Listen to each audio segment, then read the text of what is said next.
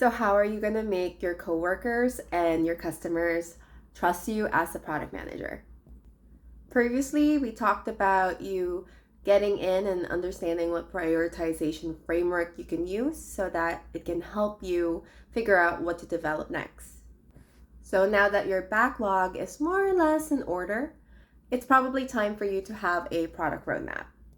Now, in a bigger company, usually this means that you have OKR meetings, alignment meetings, workshops, quite a lot of meetings just so that you'll know what you want to do in the next quarter.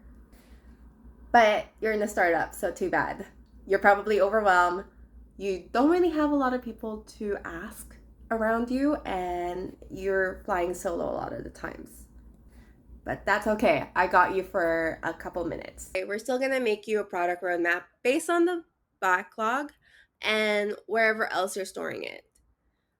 The first step is to group your features into a common epic.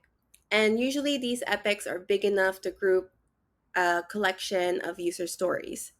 User stories and features are often one-on-one, but not necessarily. Could be two user stories for one feature, could be a couple more, but for the sake of this, we'll just treat it as one-to-one.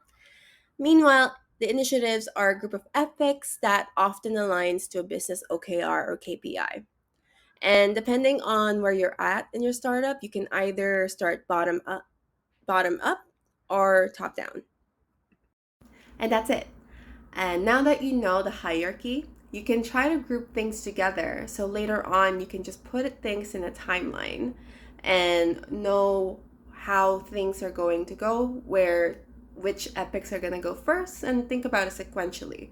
Now, later on, we can talk about more accurate estimates of the deadline and timelines, but right now, all you need to do is put them all, group them together, use Google Sheets or Excel or